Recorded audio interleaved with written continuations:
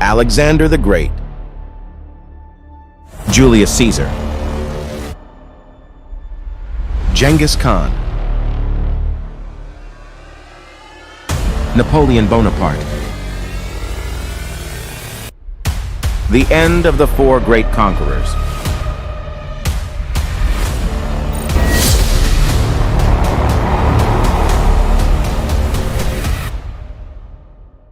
Imagine a man who wept because conquering 2 million square miles was not enough for him. The glory hunter, Alexander the Great, cared only for one thing: conquering the world. He threw his army into battle without fear for defeat, as if he was immortal. And why wouldn't he think that? The man was on a victory spree for 10 years. His men were tired and wanted to return home so they could enjoy the luxuries they had won, but their king cared for no riches. He didn't even care much for ruling, only conquering. It was all going well for him until he hit a wall in India. Alexander lost many men while fighting Porus, his most challenging battle. He was reportedly wounded himself while his horse died in battle. He kept pushing his men, but across the river was another vast Indian army refreshed and ready while his men tired and weak. They begged Alexander to call it a day, call it a campaign, or call it an empire, but return home. And for once, Mr. Won't Listen to Anybody was forced to comply. This was the beginning of the end for him. Infamous for his drinking habit, he went overboard one night and fell seriously ill. His opportunist generals quickly gathered to see their king and asked, who shall his vast empire belong to after his death? Alexander replied, to the strongest. This triggered a war between his generals, which lasted for almost 50 years. The Macedonian Empire was broken up into pieces before it even was a thing. But anyways, it was never about Macedonia in the first place. For Alexander, it was only about Alexander. He got paralyzed and was pronounced dead by physicians. Greek historians write Alexander's body didn't decompose for 6 days after his death, which proves that the warrior king was indeed a god. However, they failed to realize he wasn't dead to begin with. Modern-day scientists believe Alexander suffered from a neurological disorder which had put him in a coma. It is very possible that Alexander heard the plots of his men before he was buried alive. Next, we have the fanboy of Alexander, Gaius Julius Caesar. While Alexander wept because he had no more worlds to conquer, Caesar is reported to have burst into tears while he was reading the exploits of Alexander.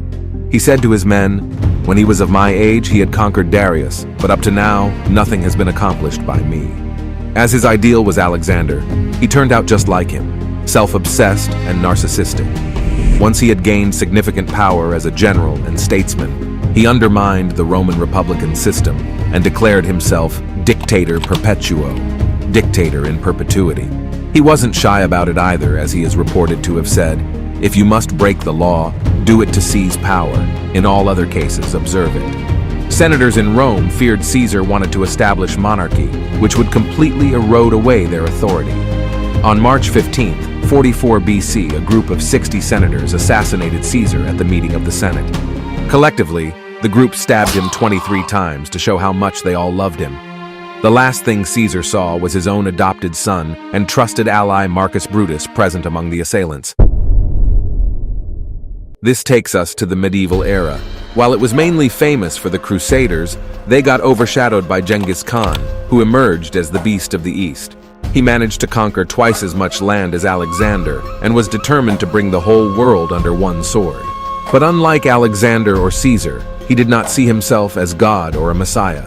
He knew he was a tyrant and boasted openly about it in these words, "The greatest happiness is to scatter your enemy, to drive him before you, to see his cities reduced to ashes, to see those who love him shrouded in tears, and to gather into your bosom his wives and daughters." There are several accounts of his death. Rashid ul-Din writes he fell victim to the bubonic plague, while Marco Polo, the famous Italian traveler, writes that he was shot on horseback and succumbed to his wounds a few days later. Another report says he was castrated fatally by a princess of the Western Shia Empire, whom he had kept forcibly as a concubine. The reason why his death is not well documented as other conquerors is because it was meant to be a secret. Before dying, Khan instructed his family and followers to keep his death a secret as it occurred at the worst possible time.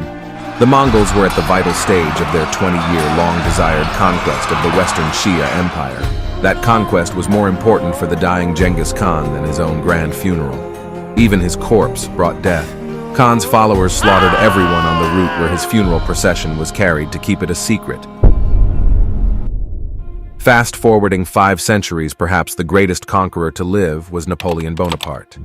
The transition from swords and spears to artillery had taken place, and Napoleon was an undisputed genius in this art of war.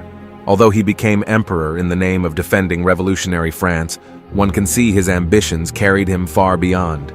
His personality was probably even more bizarre than the rest of the great conquerors. Caesar considered himself to be the only messiah to his people. Alexander thought himself to be a god. Genghis was a tyrant steppe overlord, while Napoleon considered himself an artist of war. He is reported to have said, "I love power, but it is as an artist that I love it." To him, the battlefield was a painting, and he was an artist drawing it. His power of concentration was enormous, as was his memory for detail and facts. Once, on a campaign in 1805, one of his subordinates could not locate his division. While his aides searched through maps and papers, the emperor informed the officer of his unit's present location, where he would be for the next 3 nights, the status and resume of the unit's strength as well as the subordinate's military record.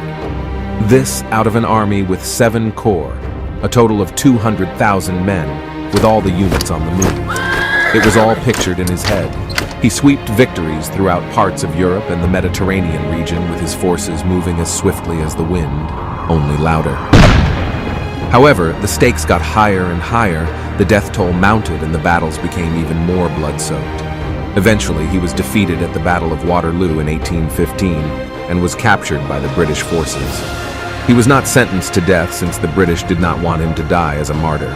Instead, they house arrested him with a few of his followers in a rotten bungalow. He lived the rest of his life in constant denial of his circumstances. When he held a dinner party, men were expected to wear military dress, and women appeared in evening gowns and gems. He wanted to feel like he was still ruling. Years of isolation and loneliness took a toll on him, and he finally died on the 5th of May, 1821, making his last confession, France, the army, head of the army, Josephine. He basically expressed everything dear to him, his country, his military career, and his wife, Josephine. This was the end of the great 4 conquerors. Someone among them died due to sudden illness. Another was killed and betrayed by his own men. An arrow took the better of Genghis Khan, while the artist died in captivity. Although the 4 great conquerors left this world in different circumstances, they had but one thing in common. They all died desiring for more.